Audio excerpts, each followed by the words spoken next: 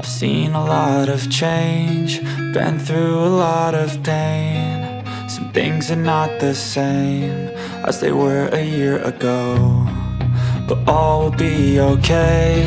I move on each and every day. The past is where it stays, way back a year ago. Hello everybody, Dave here for the next episode of Dave Gets Wood. Well, we're still working on the 7 iron. I think on the last video I mentioned that we'd taken a lot of metal off this, and I wanted to just check the profile of the leading edge, which is what I'm just going to do now. I'm just going to have a quick look basically, because what I want to do is just make sure that I haven't created a fat edge. So this is another club, it's a 7 iron, and to be honest, this has got a fatter edge than this has. So I'm quite happy with that, to be fair. It should give a nice clean,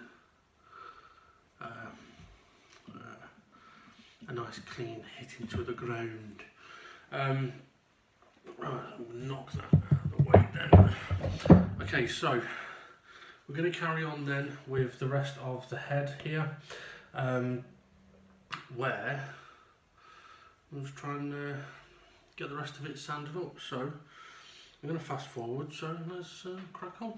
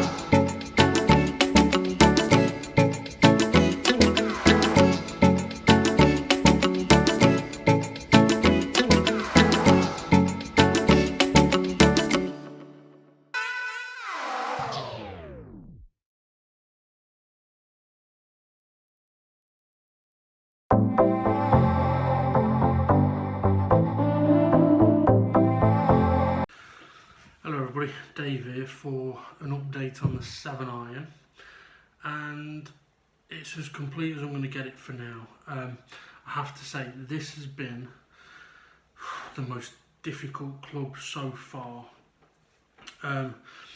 If you remember, we had a big chunk out of the leading edge, which we managed to get rid of quite nicely. It took a long time though. But the whole club head has, or had, so much more damage on it than any of the other clubs I've done, that it's taken a long time. I mean, we're talking, these videos have taken a week and a half or so to get it done, and I still haven't got it down to perfection.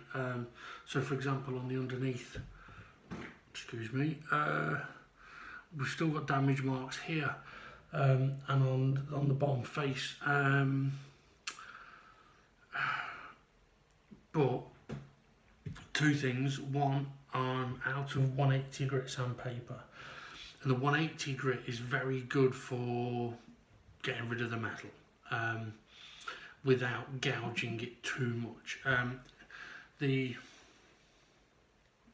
Circuit Plus Club and this style, I think they're too soft a metal to cope with their 180 grit, but these ones are alright, as long as I then do 240 and then use my sanding pads, which you'll have seen me doing.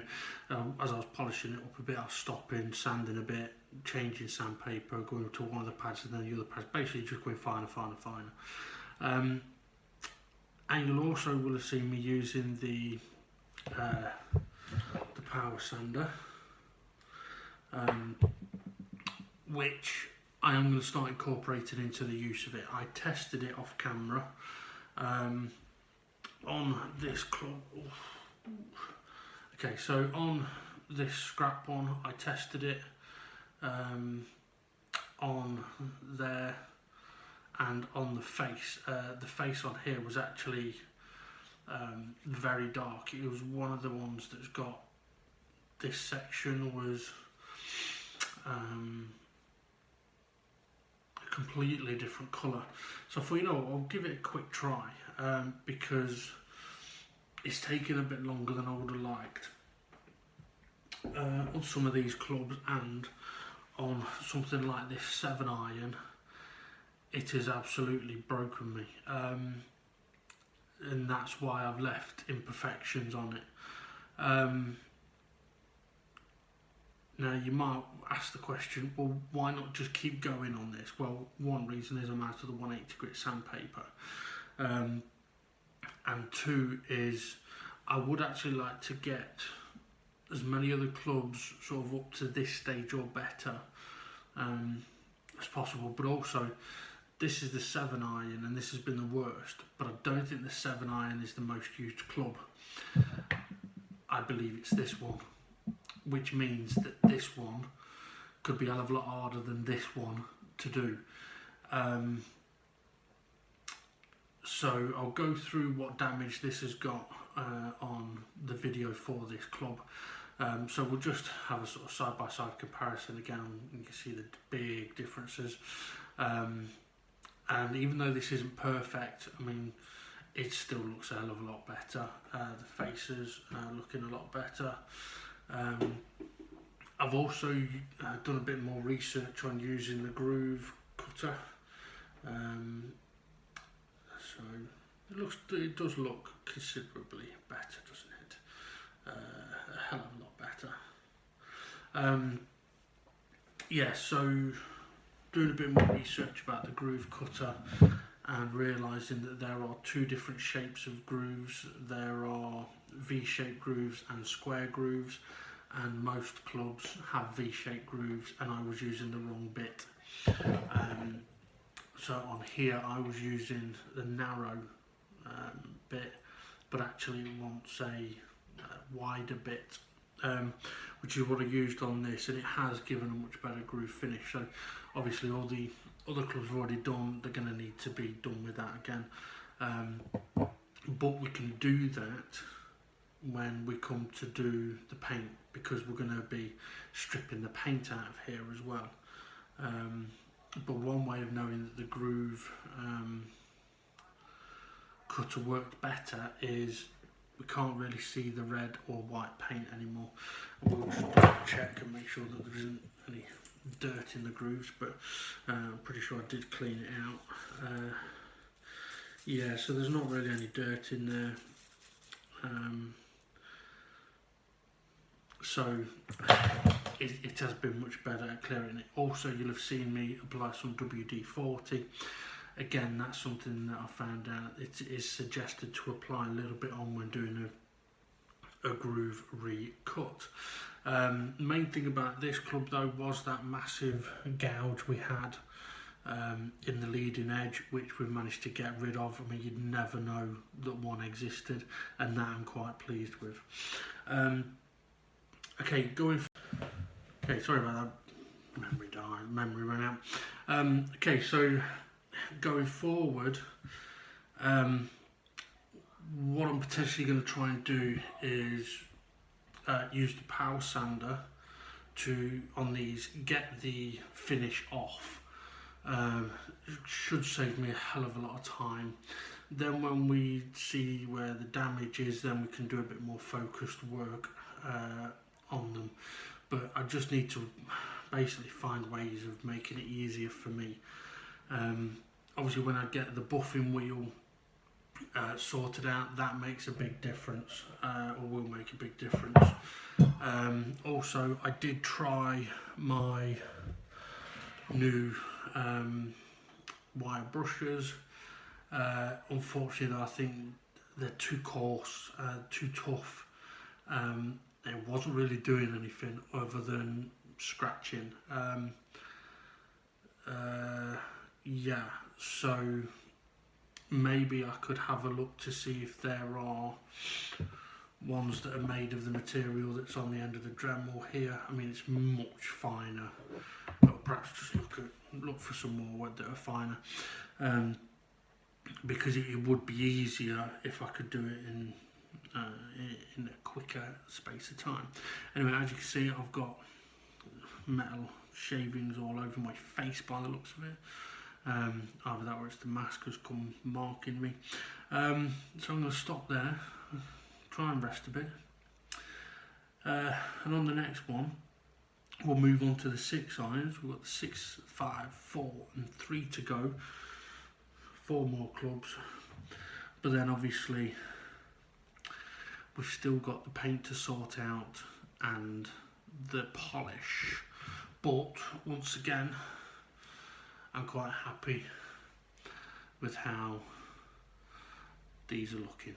Right, have a good one everybody, and we'll see you all again soon for another episode of Dave Gets Shaftheadgrip.